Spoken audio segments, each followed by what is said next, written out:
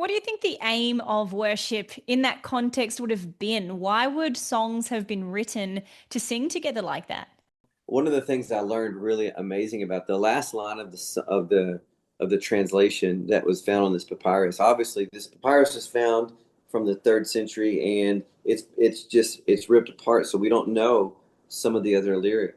But the lyric that was preserved and found, the last line says, "To the only giver of all good gifts."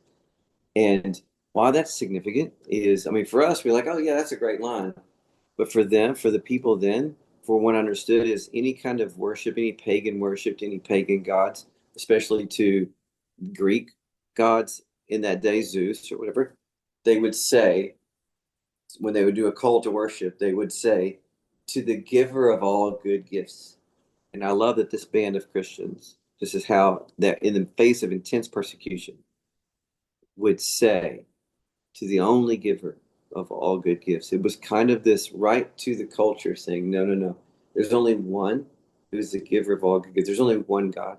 He is the only giver of all good gifts. And so this was a declaration. This was a nice little kumbaya moment, right? This was serious. Like they were this was people who were really serious about what they were saying and to the culture. And what's amazing too is that the music, the melody of this song would have been a very common melody back then, a very like as you would say today, a very mainstream, like kind of almost a bar tune.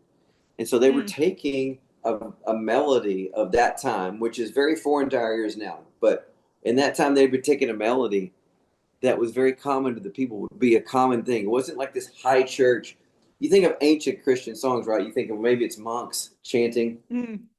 This was a very common melody that they would have taken and put words to this. So I think they were trying to reach the culture even then.